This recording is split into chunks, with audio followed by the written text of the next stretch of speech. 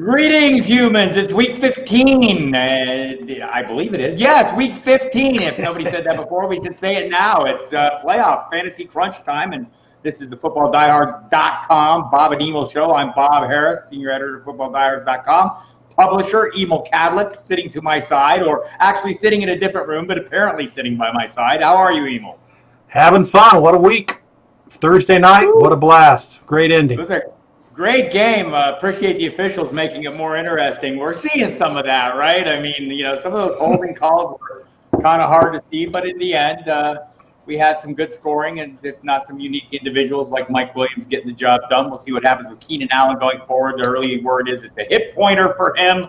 If you were playing him and saw all his targets go to Mike Williams, that's why he left with the hip pointer. And, of course, we'll see what happens next week. Long turnaround play has to come back, so maybe we can get him back next week. But we have Saturday games this week. And actually, last night was the last Thursday night game of the season. We'll have no more of those. We'll have some Saturday games next week, week 16. Week 17 is all Sunday games. I hope you will not be playing your season-long championship that week. Some of you I know, though, will be playing, and some of you are playing, you know, combined championships, week 16 and 17. If you're new to the game, week 17 gets really dicey, folks, because it's hard to tell who's going to be playing and who's not. But we'll be here to help you work through it, because that's what we do at FootballDiehards.com. And so we thought this week we'd head into these, you know, these all-important fantasy playoffs and just kind of run through each game and give you a little thoughts on who we like, who we don't like, and any matchups that may be exploitable or that might want to be avoided. So we'll start out with the Saturday games, the early afternoon kickoff, or actually late afternoon kickoff on the East Coast. The Houston Texans will be traveling to New York to take on the Jets. Kiki QT has been ruled out of this game. He won't play, so I don't know if that makes DeAndre Carter a very exciting option for you, but it will get him a little bit of playing time. Look, on the other side of the ball, Isaiah Crowell is out. He's been ruled out and placed on IR with a foot injury. So clear path to workload for Elijah McGuire. How do you feel about McGuire in this game, Emil? Well, obviously Houston's defense is tough. They're at home. But, you know, obviously I like the guy, and the fact that he's going to get the majority of the carries helps. If you're in situations you really need a guy like that, that would work out nicely. Houston's defense obviously is a very good defense. However, against tight ends, they're the, the 8th worst defense as far as tight end fantasy scoring. They allow 15 fantasy points on average to tight ends. So Herndon, you know, a guy who's really a marginal tight end, but actually I have him in a league because some leagues, you know, you're stuck with it. It seems like he's got a decent chance of doing a little better than normal, even though it's against Houston.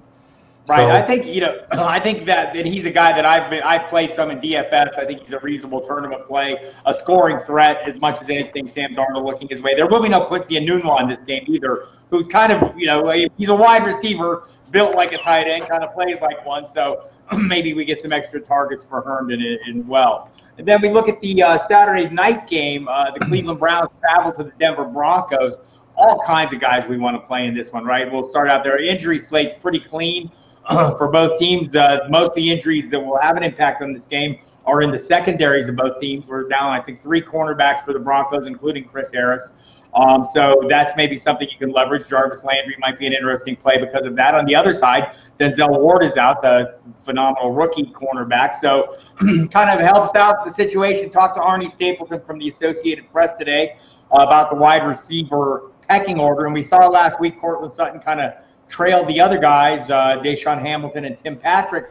Arnie would not be surprised if that continues this week with Sutton. Maybe, you know, the issue for him is he's drawing the receiver one coverage, and he's not quite ready to handle it. So is Hamilton a guy you could pivot to? I think so. I mean, it makes a lot of sense. It kind of made sense last week, but you get so excited. Oh, Sutton, a rookie. He's got talent. You watch a few plays, and he's great. But what you said makes a lot of sense. You got a more experienced guy, or a guy who obviously is not going to get that coverage, and he took advantage of it last week, and he may take advantage of it this week. You've got, as far as the stats are concerned, Cleveland is the 5th worst defense against tight ends. scoring 15 fantasy points a game against them. Of course, Matt Lacroix, how do you pronounce Lacoste. it? Lacoste. The E silent, I guess. He had a nice game. That game that the other guy went down, Hireman. But the last few weeks, I didn't look the box score. I was going to look at it. He hasn't done well, so he's a real risky player, even though Cleveland's defense is bad against tight ends. It's the big rebound, the Matt Lacoste rebound game of 2018 that we'll talk about for generations to come. I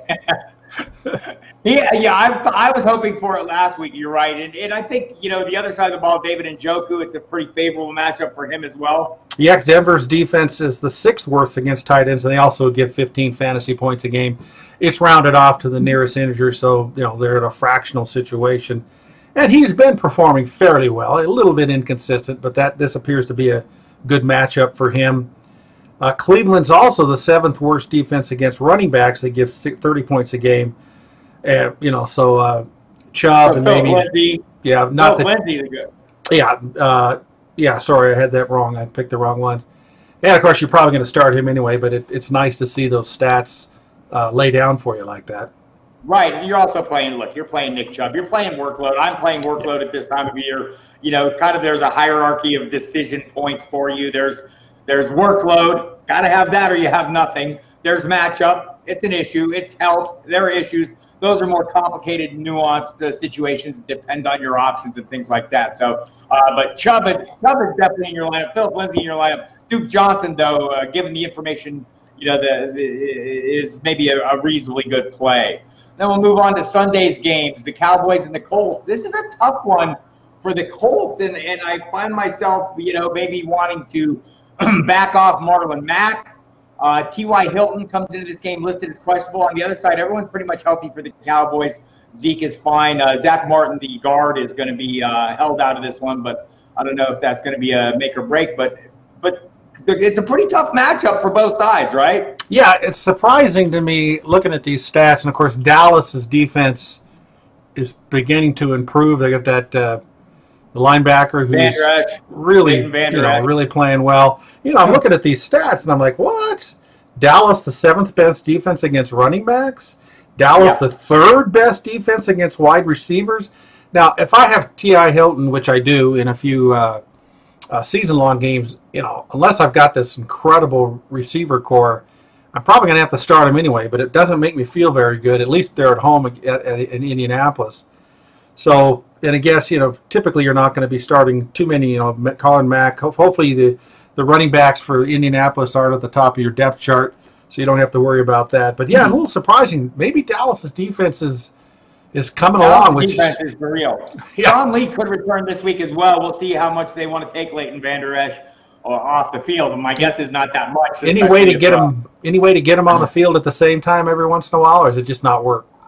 I don't know if they'll try and work that out. That hasn't been the case. That wasn't the case early in the season, so we'll see. Lee, might only last to play if they get him on the field based on what we've seen. By the way, too, Indianapolis is the 9th worst against running back, so Elliott, that helps him, even though wouldn't matter. Yeah, Darius Leonard is the one, the sticking point in that defense. The middle linebacker rookie is having a great year. Amari Cooper, you're playing the hell out of. You're playing. I was talking to Bobby Gomes earlier tonight. He likes Michael Gallup as a kind of a sleeper pick at wide receiver.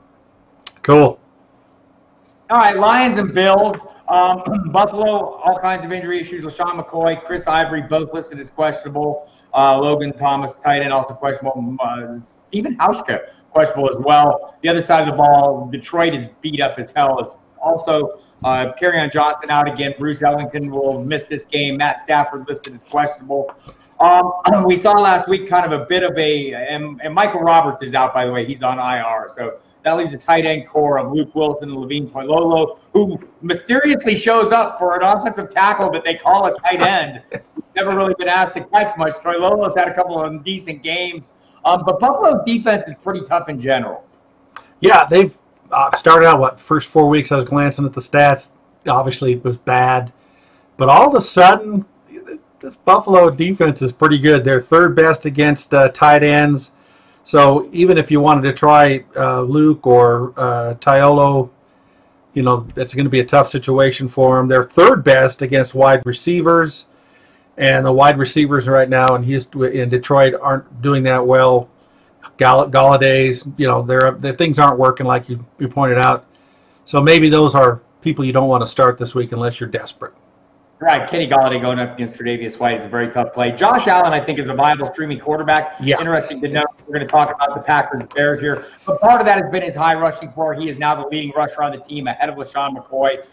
Maybe that continues if McCoy doesn't play, and it seems very dicey for him. And also was talking to Mike Rodak of ESPN earlier this week about the running back situation, and he wasn't sure that if McCoy doesn't play and Ivory does, that Ivory would get a great workload. He feels like Ivory's, going to be not on the team next year. Maybe they want to look at Marcus Murphy and Keith Ford, I think, is the other guy he mentioned. So maybe we see a divert, but doesn't matter. Josh Allen's the best running back on the team. He's also the quarterback. I like Robert Foster in this one as well. Maybe Zay Jones draws the Darius Slay coverage, so that's interesting. The Packers at the Bears. We have Aaron Rodgers ranked 17th among all quarterbacks this week. Yeah, that sounds really weird, doesn't it? But Chicago's tough.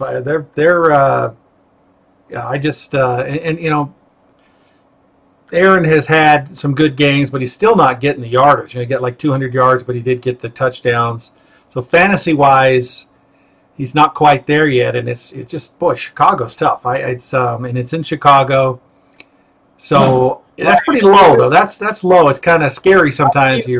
Go ahead. Yeah, because we have both Josh Allen and Lamar Jackson ahead of him. I combined Lamar Jackson and Gus Edwards because they're like one. Well, look at Josh Allen's. He's been getting over 20 fantasy points. What is going on? It's a rushing for 100 yards a game. He's on a record-setting pace. Go check out the team notes. I lay it all out there at the start of the week. But that's the thing. Do you trust that floor? And it's hard to sit. We talk about this all the time on the website, on the Football Diehards radio show on SiriusXM Fantasy Sports Radio. Divorce the name from the numbers. I mean, we're at that point of the year where you don't need to keep playing the name, right? I mean, look, he is Aaron Rodgers. He is great. So is Khalil Mack, according to Jared Goff. So, look, some of these are your decisions, right? You have to make the calls. We're putting out the numbers based on what we've seen, what our algorithms have seen. So I get it. I mean, and honestly, sitting there, if I was making a decision between Aaron Rodgers and Josh Allen, it's a hard decision, and you try to be objective, and it's very difficult. The problem is obviously Josh Allen's a rookie on a poor team that's getting better, so his floor could be low, right? And where Rodgers typically finds a way. You watched Rivers last night, and 7-8 minutes before the game ended, he was having a horrible fantasy game, and he ended up having a pretty good fantasy game, and of course he won the game for him. So, and that's kind of my experience with Rodgers too. Even if it starts out horrible and you're thinking, "Oh my God, I'm doomed," by the end of the game you're going, that wasn't so bad. But I do think the thing with Josh Allen is the floor has been fantastic. I mean, it's been high, like you said, it's been 20 points a week.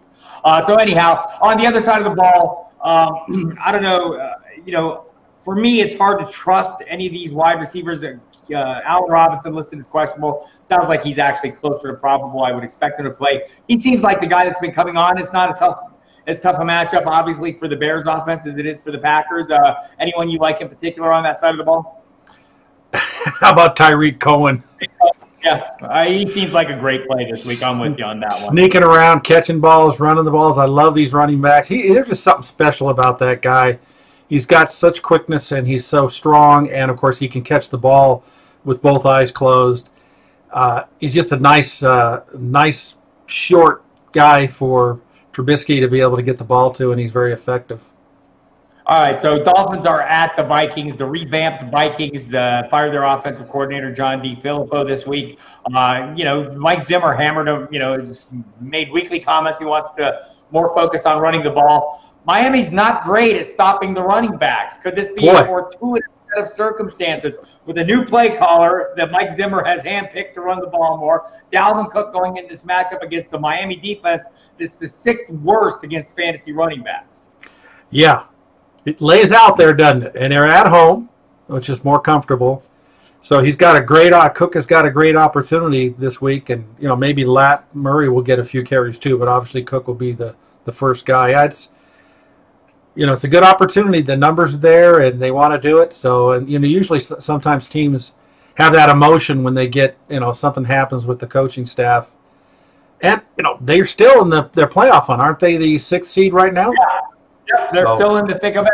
Kirk Cousins would like to have a rebound. Adam Thielen would like to have a rebound. Strong rushing attack. No Xavier Howard for the Dolphins, listed as doubtful. The other side, the secondary is all intact, in good shape. This is going to be a rough go. I know Ryan Tannehill's played reasonably well since his return, and the receivers have fared well, various of them. We saw last week, of course, the big final play. But a lot of that scoring in that game against the Patriots, Brandon Bolden, who you can't count on. The Miami Miracle, which you can't count on. Where are you playing? Where were you playing Kenyon Drake? Is he just basically a flex flyer guy? If you feel like you have a strong lineup, you can take a shot at putting him in. We know the touchdown upside is there, but the workload is not really there. Yeah, I think you're right. I think he's more of a flex guy. He's a hit or miss. He's a hit or miss guy, and obviously, I don't really want to be playing in Minnesota when they do have the 6th seed and they've shuffled things up. They haven't been playing that great, but still their defense is a pretty good defense. They're the second best defense against wide receivers this year. That doesn't necessarily maybe it actually helps Parker a little, because maybe he'll get some short dumps and stuff. He's a tough one. It all depends on your roster. He can blow up, but I would probably vote against that this week, depending on how risky, how much desperate you are starting, needing a starting position at flex or at running back. Cardinals are going to Atlanta to take on the Falcons. I hope people show up for that game. It's not actually a soccer game, which is what really draws the crowds in Atlanta. But we do have a football game. Cardinals, look, it hasn't been great, and we're not going to try and spin it otherwise. But this is a fantastic matchup for David Johnson and Chase Edmonds. Yeah, both teams are poor at running back. The Atlanta is the 3rd worst defense at running back, 35 points a game. So, yeah, David Johnson, even they're on the road, but they're on turf. Weather's good. Not that matters a lot for a running back. It should be a really good opportunity for him. And, Atlanta in general hasn't had good defense. And then if you look at Arizona, they're 4th worst against running back, 32 yards per game. So maybe Coleman gets a shot. Maybe he'll have a little bit of a boost. Vito Smith kind of took the lead role last week. He's listed as questionable, got a knee issue. Sounds like he will try to play, but maybe Coleman takes on the lead. Bobby Gomes, talked to him again on the radio today, and he likes David Johnson as a tournament play. Thinks a lot of people will be backing off him, and that the matchup is super favorable. Speaking of super favorable matchups, by the way, before we go on to the next game, just want to say, if you go to my DFS 3 and out column this week, the tournament plays, I'm out on Julio Jones. He is healthy. He's off the injury report as of Friday, but he's not off Patrick Peterson's report. He will be getting the crosshairs, and it's been a mixed bag. If you go read that piece, the DFS 3 and out, you'll get a pretty comprehensive look at my thoughts on why Julio Jones. Look, it doesn't mean he can't produce. It just means I'm not paying up for him, but there's some pretty good reasons for it. You're playing him in season long. I know it. I am too. Sure, you bet. But we have the matchup of the day, the one that I'm dying to get a piece of, and I'll take just about any piece I can get. The Raiders and Bengals. There will be no defense played in this game. If it holds true to recent history, Oakland is horrible in all aspects against the run, against the pass. Cincinnati, horrible against the run, horrible against the pass.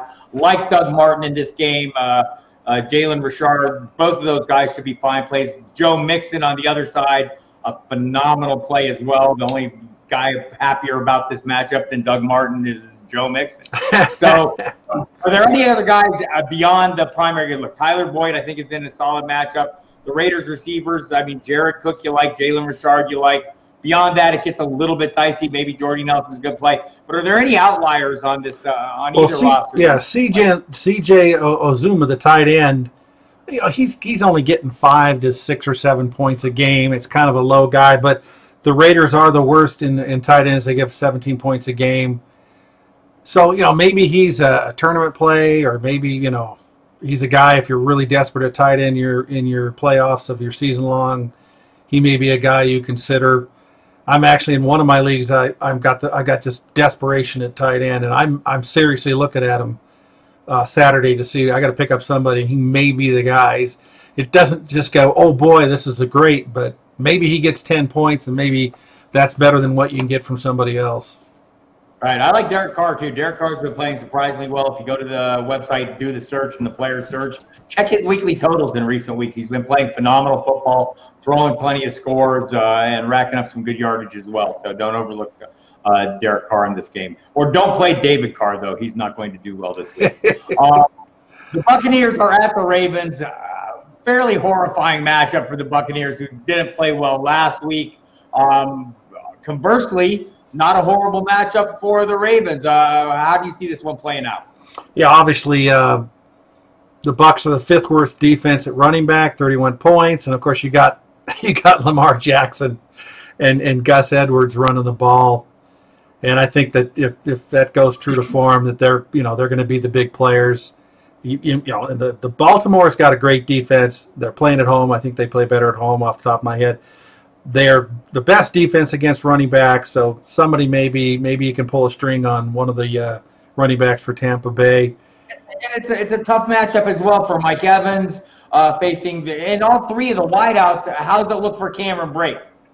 Well, the interesting thing, Baltimore's got the seventh worst defense against tight ends, which is surprising just because they have such a good defense. They are playing at home, but they're letting 15 points go a game against defense. So the fact Howard, I'm pretty sure Howard's still out, correct? Yeah. So Cameron, even though Cameron only caught a few passes, he's a red zone target. So PPR-wise, he's still a little low, but he's certainly got an opportunity to continue scoring points like he did last week in this matchup. Yeah, I think there is some good. Cameron Brate is a guy, we rank him, I think David Njoku's a good play this week as well, as we mentioned earlier, but I kind of like Brate right there with him, maybe a little higher because of his simpatico with that Jameis Winston character. Outside of that, look, I think you're right.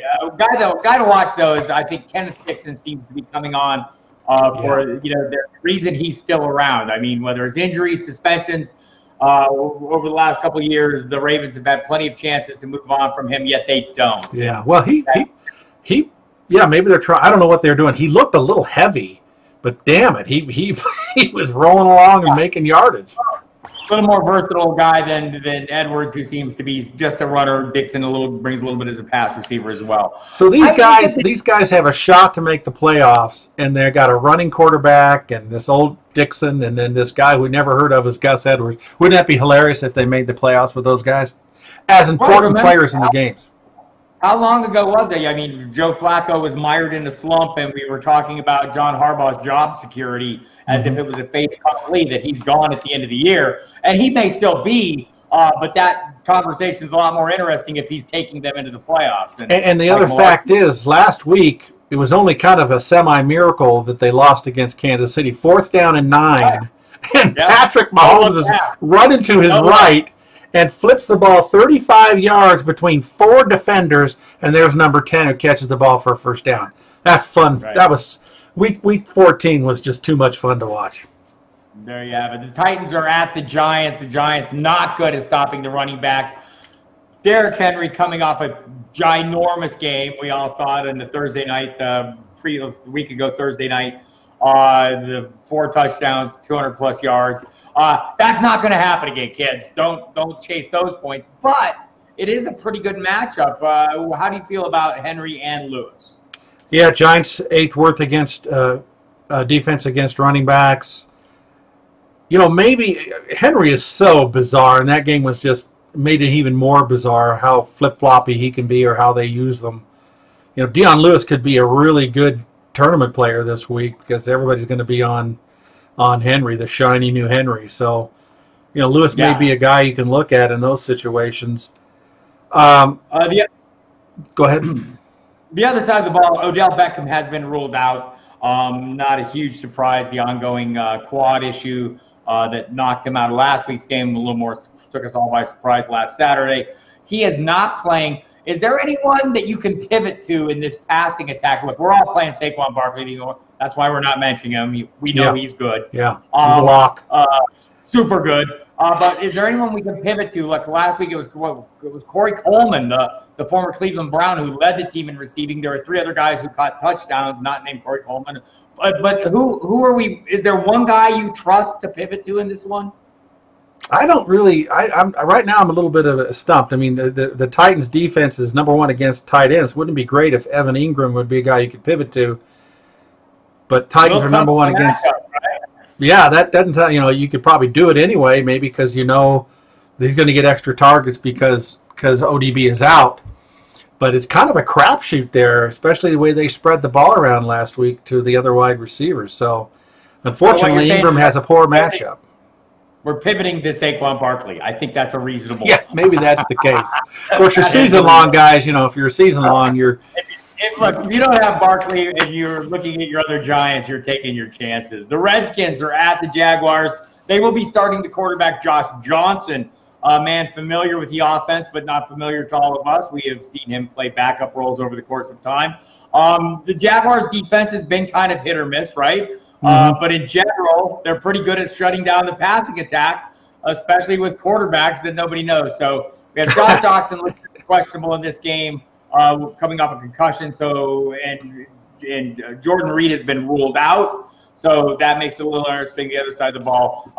Josh Lambo, the kicker, is a guy to watch on Saturday, and heading into Sunday's game, Lambo, the kicker, listed as questionable. But look, the quarterback situation we saw last week, that they did catch a little spark from Johnson when he took over for Sanchez, but I think that might be a relative thing because he was taking over for Sanchez. Come on. Yeah, so, that's true. Anything you can trust here? Well, that's a tough one. The problem, Washington really, to me and to a lot of people, looked like they've kind of given up. Maybe it was the quarterback situation. They didn't look like they were trying very hard, tackling players. It could be a disaster. They are playing in Jacksonville. Jacksonville's the #1 team defense against wide receivers. Vernon Davis kind of creeps into the mind as a tournament play. It's a dark and gloomy scenario, but the tight end position is you can throw short to. You can throw short to anything, but maybe Vernon Davis is a tournament play out of all this mess.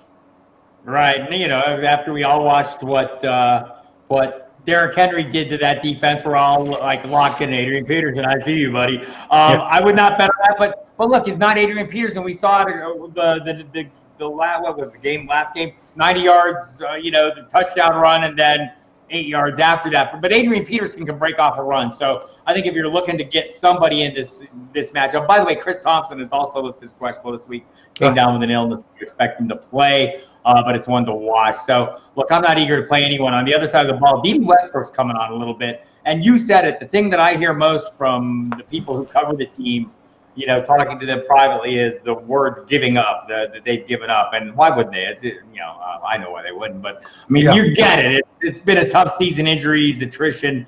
It's been horrible. So that's an interesting game to watch. I'm not, advocating forcing these guys in, but Dede Westbrook has separated himself from those other wide receivers that we were kind of hoping might have some impact. And even though Washington's defense is, they're not sticking out in the stat sheet as far as a good matchup or whatnot, they're average.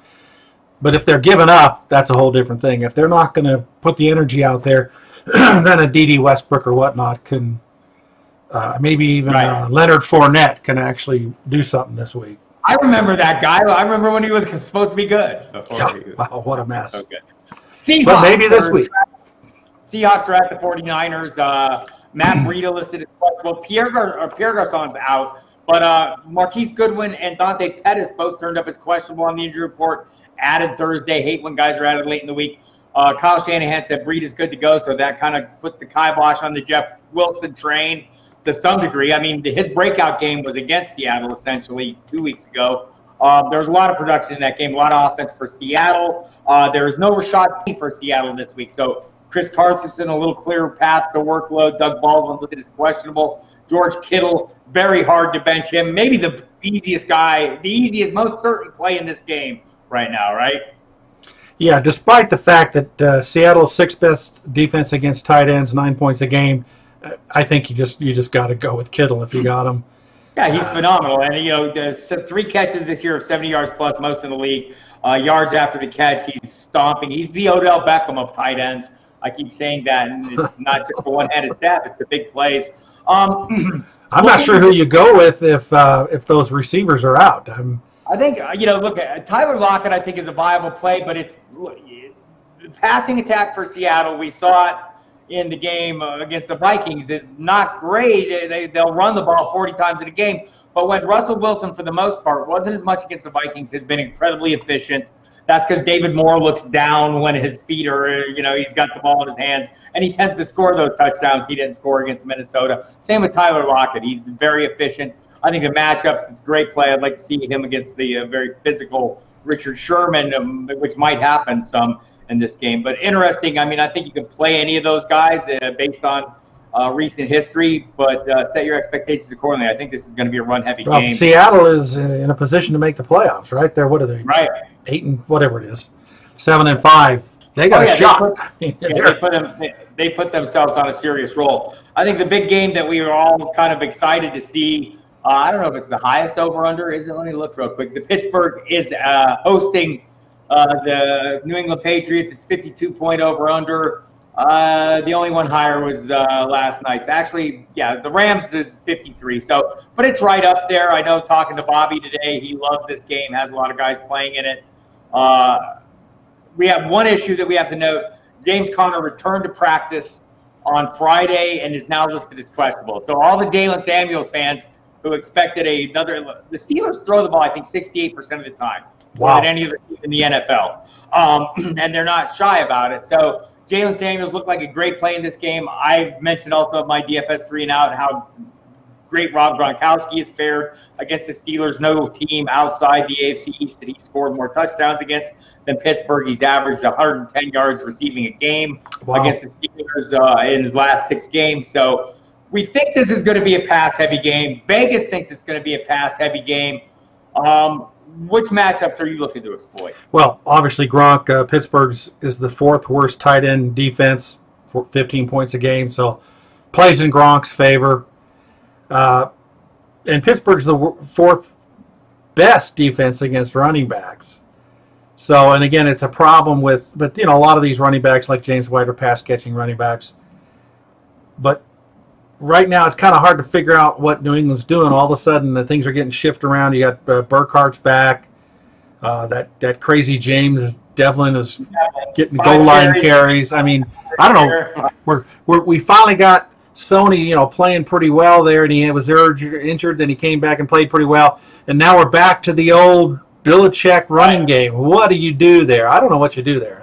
It's hard. Look, I think Michelle still has a reasonable enough workload that you can play him if you need to. I think you set your expectations a little differently. Burkhead hasn't seemed to be much of a factor. James White had a lousy game last game, but I would expect a rebound, and Devlin is going to do that. I mean, Well, Bobby made a point in the last video thing that his theory is that White doesn't get as many targets or whatnot when Gronk is in there and healthy.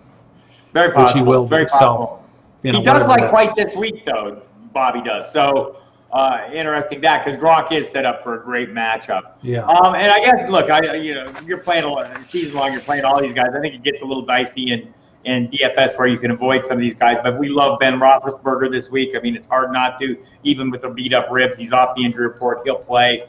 You just expect them to throw the ball a ton. Antonio Brown, even going up against Stephon Gilmore, maybe Juju Smith. In the past, the Steelers have kind of doubled Brown. They'll use their other corner and a safety on him, and maybe we'll see Stephon Gilmore on Juju Smith-Schuster, which would be an interesting matchup as well. So a lot to watch for in that game. I'm still expecting a ton of points, and if you wanted to play all these guys, I wouldn't fault you for that. The Eagles go to the Los Angeles area to play the Rams. Philadelphia will be without Carson Wentz. He's listed as doubtful officially. So Nick Foles, we have to decide which Nick Foles is going to show up. Is it regular season Nick Foles or postseason Nick Foles? I don't know. Probably the rusty Nick Foles. I would guess that would be the case as well. Aaron Donald is looking forward to that part of it. On the other side of the equation, we have a Rams passing attack looking to rebound. I checked the weather. It's not going to be cold in Los Angeles. It'll be 70 degrees at kickoff. So Jared Goff has a chance he's going to prime position to rebound against the Philadelphia pass defense that is horrible. Yeah. The Rams quarterback and receivers are going to get a real, they're going to feel so good, you would think, after getting just pummeled by the Bears. It's been two games for them that they haven't fared, or at least for Goff that he hasn't fared especially well. So I'm loving this one. Again, I think Sidney Jones also out in this game as well. So the usual assortment. Todd Gurley coming off a bad game. Do you think there's maybe a concerted effort, even with the hugely favorable passing matchups, to get him going? I think they're going to run. I'm going to throw to him and run. I think they want to reestablish what they've done to be successful. And of course, that's a spread. They're spreading the offense around, but I think this week they shouldn't take a opportunity to try and get him back to where he was and using him more than he have the last few weeks. Yeah, Corey Clement done for the year on the injury front, also for the Eagles. So Josh Adams, a clearer path to workload as well. What better defense in this game than to keep the ball out of the Rams' hands? I'm wondering if we don't see a more concerted effort to run with Josh Adams. We didn't see it last week, so maybe. Well, that makes sense too with the backup quarterback, coming in. If you remember last year when he came in, it took him 2 or 3 games to really get going, and just barely in time to make in the play. Well, they had made the playoffs pretty much already, but he really started playing better in the playoffs. Yep, and that brings us to the final game this week. We have the Saints at the Panthers. The Saints are on a little bit, Saints heading for postseason play. The Panthers heading the other way. I don't think they're totally eliminated yet, but we have some interesting matchups here as well. I think, for the Saints, the Panthers defense has been horrible, right? Just in general. I mean, they're bad enough to get a coaching shakeup. Ron Rivera is now calling the defensive signals. Didn't do much good in Cleveland last week. We'll see if he can make some adjustments this week going against the Saints. I think you're playing all the frontline guys. I don't think you can play reliably a Saints receiver not named Michael Thomas, though. Are we there? Wow. I don't know. It's incredible how they basically are throwing it to the running backs, Michael Thomas, and nobody else except occasionally looping it around. Traquan Smith is, impossible now. I don't think he's even got a target in 2 games or maybe 1. It's a real mess. And you're really stuck there. I don't know what you do. The tight ends don't really do much. Well, Dan was doing something for a while, but I forget if he's out or not. I can't remember. The Arnold guy or whatever. Darnold. Yeah, Dan Arnold's he's kind of an outlier. Like he was basically, a healthy scratch last week. So it's kind of hard to say it. I mean, any given week, Tommy Lee Lewis, we've seen him go from scoring a touchdown in a game to being a healthy scratch himself. We saw Dan Arnold, being a factor, then being a healthy scratch. I think the guys that you can count on being in there are Keith Kirkwood. You can count on Traquan Smith being in there, but they're touchdown darts at this point. Traquan's had 2 huge games this year, really high-end games, but beyond that, it's been dismal, and we'll see if the game gets towards the end of the year. But I think it's distilled down. You're playing Michael Thomas, you're playing Alvin Kamara, you're playing Drew Brees, you're playing Mark Ingram, and Ingram even can be fairly hit or miss. I do think he's hit or miss. Now on the other team, you've got Ian Thomas, the clear tight end right now for Carolina. The problem is the Saints are the second best defense against tight ends. Only give 8 points a game. So if you're trying to get this guy to help you out in either season long or daily, it's not a good matchup. I will say, though, that if you're playing a tournament and you're looking to be a little bit of a differentiator, Cameron Brake came up big against that defense. And look, they're still ranked number 2 even after a big game from Cameron Brake. So, they like to throw to the tight end, and stats don't always pan out. It's good to know them, and it's good to understand where you're going so you can make your decisions. But you're right; he could end up having a nice day. Yeah, I'm like Christian McCaffrey is obviously the primary play. He's game script proof, right? He's the receiver. He is the runner. He's everything the Panthers said he was going to be before the season, and we all kind of went, yeah, sure. He was going a lot of high stakes drafts. He started creeping into the first round, probably because whatever reason. Maybe he did well in preseason, but. And he had, he's been phenomenal. The great time of the year to be phenomenal here when you get to the end of the fantasy regular season, and then you're popping into the fantasy playoffs. He's been gold. It turns out this Norval Eugene Turner character, this offensive coordinator that we've known from his days in Dallas on up through all of San Diego, he's done great things with great running backs. We've seen that in the past, whether it was Emmitt Smith, whether it was LaDainian Tomlinson. We've seen him do things with horrible running backs. I mean, Lamont Jordan had a 1,000-yard season in Oakland under Norv Turner. We've seen Norv Turner turn guys who weren't receiving backs into receiving backs in the form of Ricky Williams in Miami, who had, what, a 60-catch season under Norv. I mean, a guy that wasn't known for catching the football. So Norv Turner is a magician. I tend to be skeptical. I was skeptical coming into the season. Love what he's done with Christian McCaffrey. The big issue for the Panthers has been quarterback play has not been what it should be. Cam Newton playing with a sore shoulder. It's not going to keep him off the field, but it seems to be limiting him a little bit. I know Gary sent us a note, too, to watch out for the coverages. Gary Davenport on the shadow coverage. Said there might be some shadow coverage for DJ Moore going up against this defense, too, and that would be in the form of Marshawn Lattimore. Beyond that, the Saints, he mentioned in his addendum to his shadow nose that maybe Devin Funchess shows up this week because those other corners just aren't very good. So that's something to watch as well. So there we have it. We've run through all the games for you. We'll try to keep doing this through the end of the regular season here to some degree, and I will be back with the injury update probably right before tomorrow's games. I'll leave the Saturday games out of it. All kinds of other stuff on the main page of the site, including Jen Ryan's DFS season-long Vegas cheat sheet. It's an Excel file you can download. It's great stuff. All of Armando Marsal's DFS and waiver wire articles. Gary Davenport into the shadow nose and the IDP rankings. Bobby Gomes with his DFS videos. We have Bobby and Armando doing the live videos pregame. They'll do that again on Sunday before kickoff. Are we doing anything on that Saturday, Emil? Which week is this? Today, tomorrow. Any live video pregame tomorrow? Yeah, I don't. No, we won't. We're going to do it on Sunday. But we do have a video that'll be going up tomorrow from Bobby on DFS, so that'll be up tomorrow for people to see. It's a tape, but it's a video. All right, we all have the usual stuff. You can go check out Evan Tarciano's work, Kyle Dvorak's volume report, all the tools, including the DFS lineup optimizers, which I myself use. And so hit it all up, and be sure to check back through the site. The late-breaking updates page will be rolling right up through each kickoff, giving you all the latest injury information, and I'll be back on Saturday with the Saturday injury overview. In addition, you can catch me on SiriusXM Fantasy Sports Radio Monday through Friday, 6 to 8 p.m. Usually catch us on NFL Network on Saturday nights. We're off this week because there's games. And I'll be on Sunday with the pregame show with Jeff Mans from 11 to 1. So there you have it. Thanks for tuning in, and we'll catch you next time.